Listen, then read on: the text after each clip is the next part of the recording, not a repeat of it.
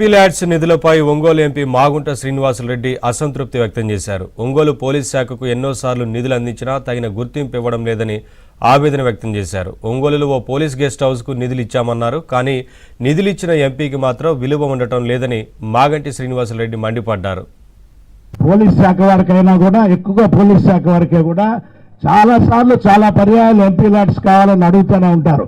అక్కడ చూస్తే guest house అనేది బ్రహ్మాండమైన గెస్ట్ హౌస్ కట్టుకున్నాం. 2 కోట్ల రూపాయలు అనేది కూడా పైన కూడా ఖర్చు అనేది ఉన్నప్పుడు కూడా స్టార్ట్ చేసేటప్పుడు ఒక ఎస్పీ ఉంటారు, మధ్యలో ఒక ఎస్పీ వస్తారు. అది ఇనాగ్రేషన్ చేసేటప్పుడు ఇంకో ఎస్పీ ఉంటాడు. ఆ ఎంపీలు అనేది అసలు ఉండేటప్పుడు సేమ్ ఇప్పుడు డిటీసీలో కూడా 25 లక్షల రూపాయలు కావాలని దామోదర్ గారు ఎస్పీగా ఉన్నప్పుడు అడిగారు. ఉన్నప్పుడు కూడా అది కూడా ఇచ్చేసాం, అయిపోయింది. దానికి ఇనాగ్రేషన్ జరిగిందా లేదో కూడా తెలియదు ఉండేటప్పుడు. అంటే ఇప్పుడు ఈ రోజు రాధిక్ గారు కూడా ఉన్నారు కాబట్టి ఈ put it in writing please.